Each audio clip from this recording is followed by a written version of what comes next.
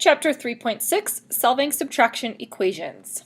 So today the only vocabulary we have is a property. It is the addition property of equality.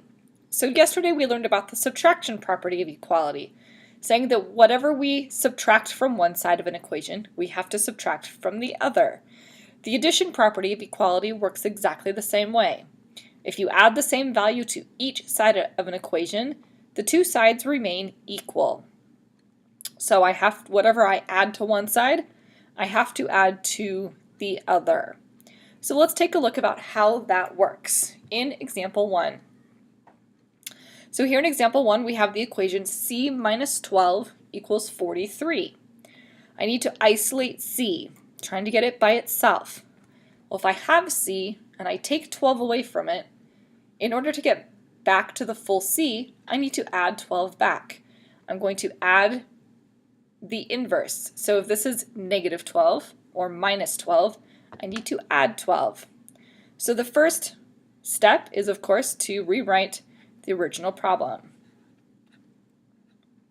Equals 43. C minus 12 equals 43. So method 1 is the same method as method 1 yesterday. I can rewrite the problem, c minus 12,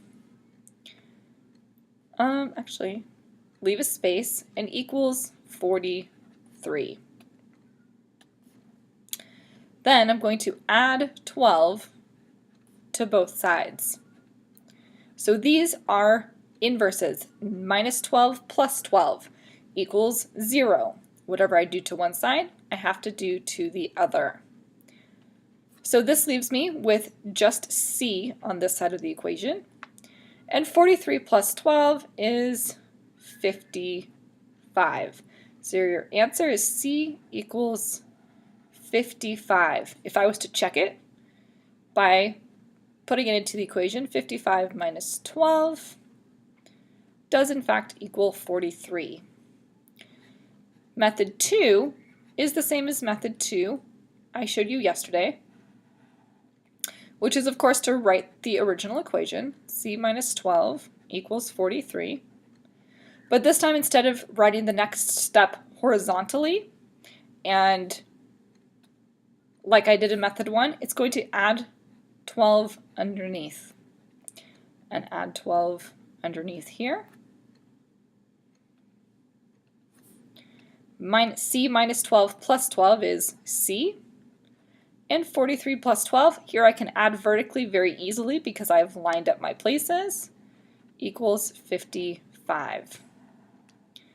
Either method works. Pick the one that you like the best. Just make sure you show all of your steps. Okay, example 2 is a word problem, so let's take a look. A serving of wheat flakes has 3.7 milligrams of zinc. The amount of zinc in wheat flakes is 1.75 milligrams less than in a breakfast bar. How much zinc is in a breakfast bar? So let's pick out what I know. I know that flakes, wheat flakes,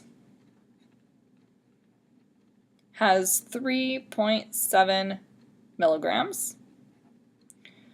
I know that the amount of zinc in wheat flakes is less than in a breakfast bar. So flakes,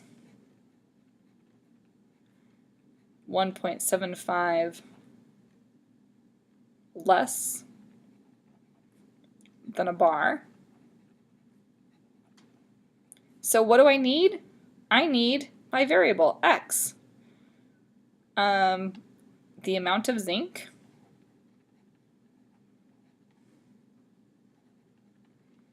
in the breakfast bar. So how do I translate that into an equation? Well, I know that I have wheat flakes.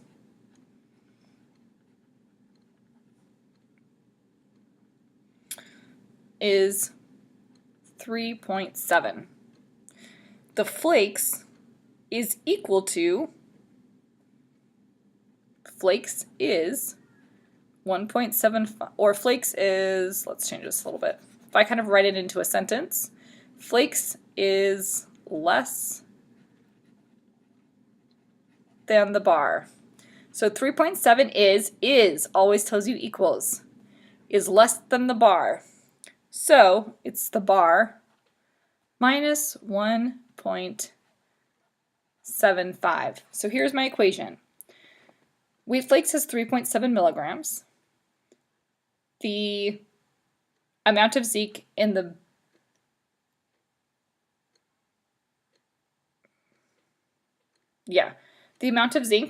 wheat flakes is 1.7 milligrams less than the breakfast bar. So I have to take the amount in the breakfast bar and subtract 1.75 in order to equal the amount in the flakes. So once I have my equation, then I can go ahead and solve it. I'm going to use method 2. I'm going to add 1.75 to both sides.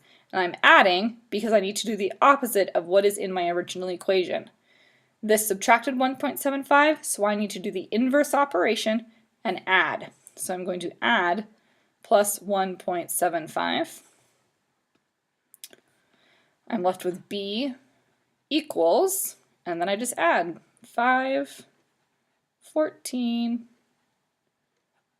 and 5. So the breakfast